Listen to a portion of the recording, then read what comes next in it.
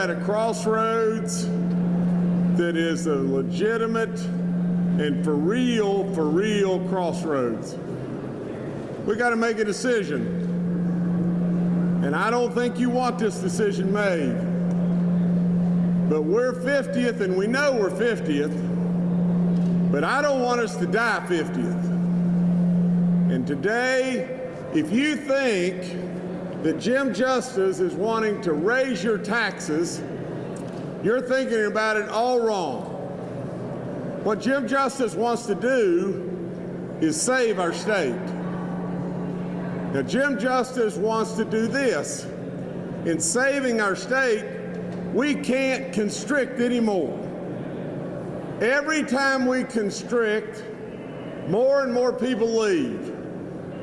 We've got a $500 million hole in the bucket, and like it or not like it, Jim Justice did not create the mess.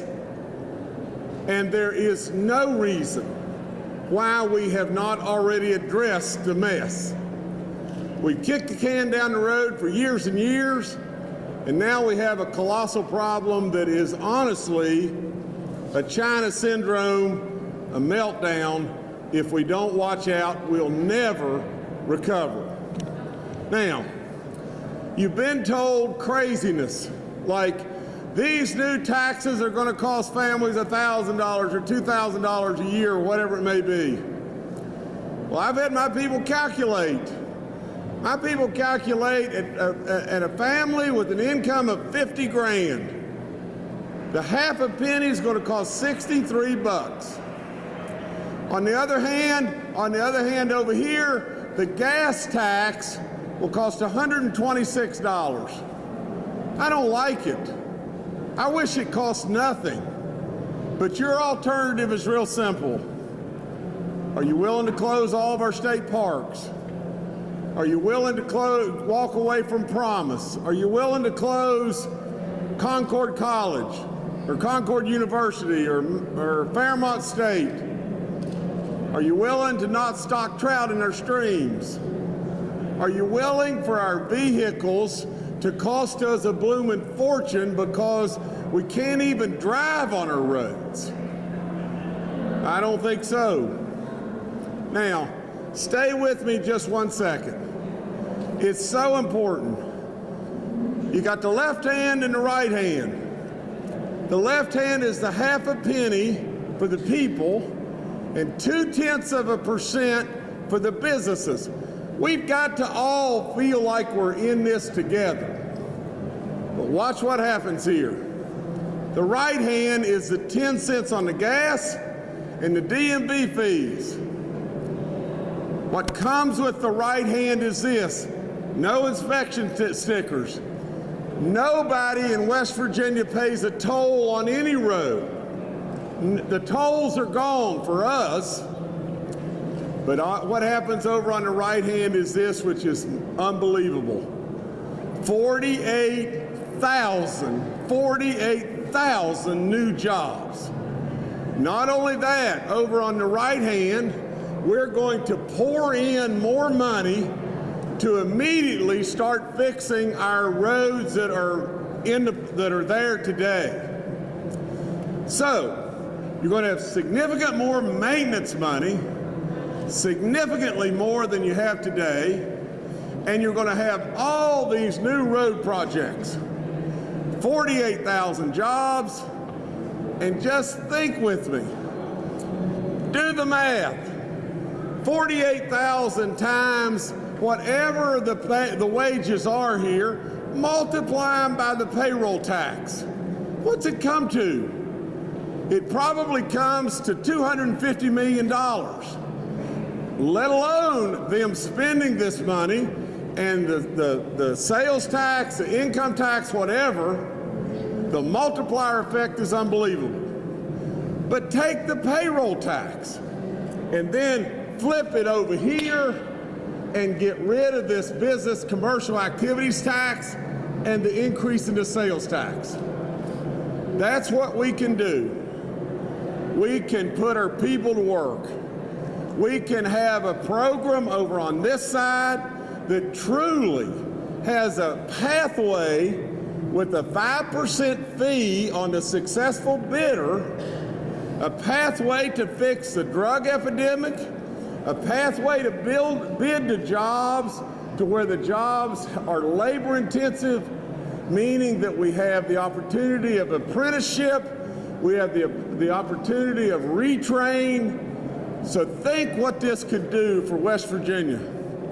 We blast off like a rocket ship. We go somewhere.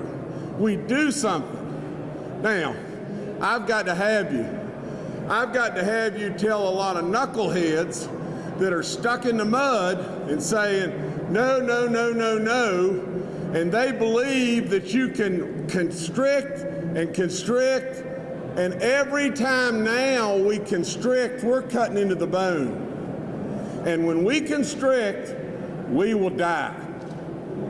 Now, I really appreciate you being here.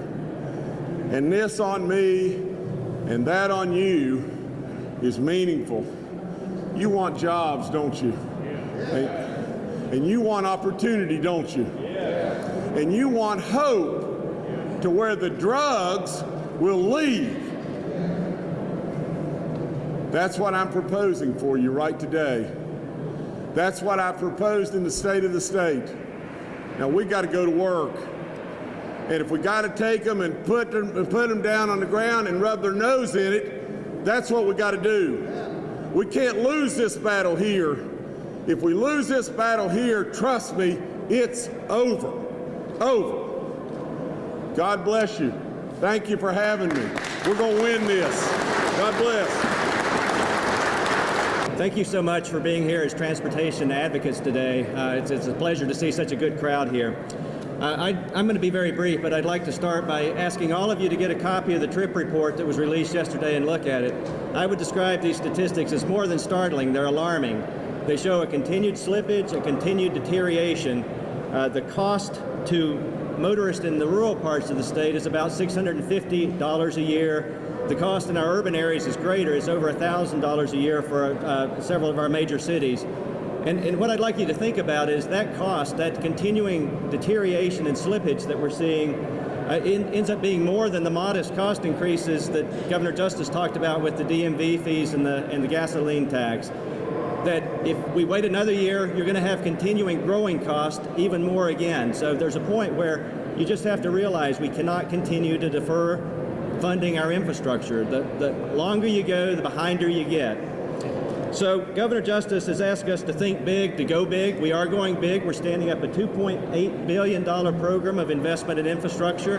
That makes use of the gasoline and the DMV fees. That makes use of some additional work on the Parkways Authority, the Turnpike, and also some additional usage of bonding with our existing federal funding.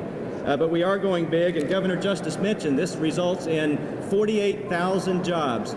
These are jobs that we can have immediately with these highway projects as we push them out. Another thing that Governor Justice likes to talk about is what he terms the labor-intensive side of this, which is that we can have training on those jobs, not training that you get in a classroom and then wait for a job to show up. This is work that you can have your job working there and be getting your training on the job, and then be entering a career, if you're a displaced miner, for example, entering a career in transportation where you'll have a continuing good salary and a continuing good job. So we know we need the partnership of the legislature. I'm very encouraged by the remarks we've heard today. We know that we need the partnership of our contracting industry, of our consulting industry, and also the wonderful workforce that we have here in West Virginia. It is a large partnership, and one that we have to figure out how do we pull together in the same direction. What are we doing at West Virginia DOT? Well, we're getting ready. $2.8 billion is a large program, and one that we've never had all coming at us at one time. So we're doing everything we can to figure out how to streamline the environmental permitting process, how to streamline the design and construction process to get these projects out. And then finally, as we work on this development side of things, just how to work with our federal partners who are part of the permitting process as well. We're doing all those things, and I guess I'll end by saying there's just no time left to lose. Let's go ahead and pull together, let's do it as partners, and let's go.